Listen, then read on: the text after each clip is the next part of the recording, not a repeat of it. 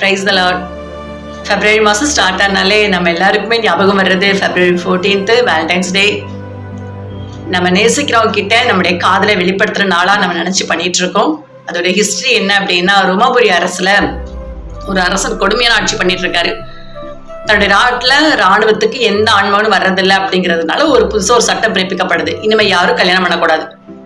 கல்யாணம் பண்ணீங்க அப்படின்னா சிறையில் அடைக்கப்படுவீங்க, கல்லறியப்படுவீங்க, அவங்களுக்கு மரண தண்டனை கொடுக்கப்படும் அப்படின்னு சொல்லி ஆர்டர் கொடுத்துருவாரு. அதே நாட்டில் வேலண்டைன் அப்படின்னு சொல்லி ஒரு மனுஷர் இருக்காரு. அவர் ஒரு பாதிரியார். அவர் என்ன பண்ணுவாரு, எல்லாருக்கும் மேரேஜ் பண்ணி வைப்பாரு. இதுதான் அவருடைய வேலையை. இந்த சட்டத்தை பிறப்பிக்கப்பட்டதுக்கு அப்புறமும் அவர் ரகசியமா யாருக்கும் தெரியாம இந்த காரியத்தை செஞ்சுட்டே இருக்காரு. இது ராஜாவுடைய காதுகளில் போயிருது. அவர் எப்படி சிறையில் அடைக்கப்படுறாரு.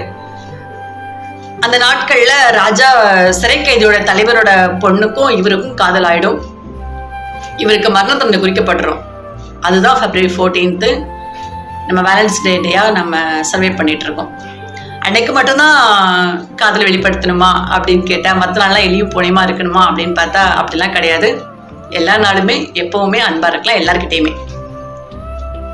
வேதம் சொல்லுது, தேவன் அன்பாகவே இருக்கிறார், அவ்வளவுதான். கடவுள் யார் அப்படின்னு கேட்டா அவரோட அன்போட மறு உருவம். அப்படிதான். எங்க நீங்க சுத்தி பார்த்தாலும் லாஸ்ட் ஃபைனலா ஒரே தான் அன்பு, அவ்வளவுதான். அந்த அன்பை தான் வந்துட்டு அவர் நமக்கு கொடுத்தாரு. எப்படி கொடுத்தாரு அப்படின்னு சொன்னா, நம்முடைய பாவத்துக்காக, நம்முடைய சாபத்துக்காக, நம்ம பண்ண அக்கிரமங்களுக்காக ஒருத்தர் மறைச்சிருக்காரு அப்படின்னு நம்ப முடியுமா? நமக்கு அவர் மறைச்சிருக்கிறாரு. அதை விட வேற என்ன அன்பு இருக்க முடியும்னு நினைக்கிறீங்க? 1 யோவான் 3:18 சொல்லப்பட்டிருக்கு, வசனத்தினாலும் நாவினாலும் அல்ல, கிரியையினாலும் உண்மையினாலும் அன்பு கூற கடவோம் அப்படின்னு சொல்லப்பட்டிருக்கு. எப்பவுமே டயலாக்கா இருக்கக்கூடாது, அது கிரியையில இருக்கணும். நம்ம ஒருத்தரை நேசிக்கிறோம் மட்டும் சொல்லிட்டே இருந்தா காணாது. அவங்க எந்த கஷ்டத்துல இருக்கிறாங்க, அவங்க வியாதியில இருக்கிறாங்க, அல்லது கடன்ல இருக்கிறாங்க, அல்லது மன சோர்வுல இருக்கிறாங்க, ஏதாவது ஒரு கஷ்டத்துல இருப்பாங்க இல்லையா? நம்ம அதுக்கு என்ன தேவைன்னு சொல்லிட்டு பார்த்து நம்மளால அவங்களுக்கு எதன் மூலமா கிறிஸ்துவோட அன்பை வெளிக்காட்ட முடியும் அப்படின்னு பார்த்து நம்ம அன்பு செலுத்தணும். அதுதான் ஏசப்பா நமக்கு பண்ணியிருக்காரு. நமக்கு அன்பு கொடுத்துருக்கும் பொழுது அவருடைய பிள்ளையா இருக்க நம்மளும் எல்லார்கிட்ட அன்பு காட்டலாம். நமக்கு மொபைல்ல நோட்டிபிகேஷன் வந்த உடனே, கால் வந்த உடனே எடுத்து பார்ப்போம். நமக்கு பிடிச்சவங்களா இருந்தால் உடனே அட்டன் பண்ணி பேசிடுவோம், உடனே ரிப்ளை கொடுத்துருவோம். பிடிக்காதவங்க அப்படின்னு சொன்னா அப்புறம் வச்சுக்கலாம், அப்புறம் பேசிக்கலாம் அப்படின்னு சொல்லி தள்ளி வச்சிருவோம். அந்த அன்புல பட்சபாதம் இருக்கக்கூடாது.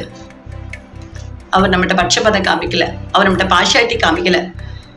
எல்லார்கிட்டையும் அன்பா இருந்தாரு. நல்லோர் மேலும் தீயோர் மேலும் மழை பெய்ய பண்ணுகிறார். எல்லாருக்கும் சரிசமமா தான் எல்லாமே நடக்குது.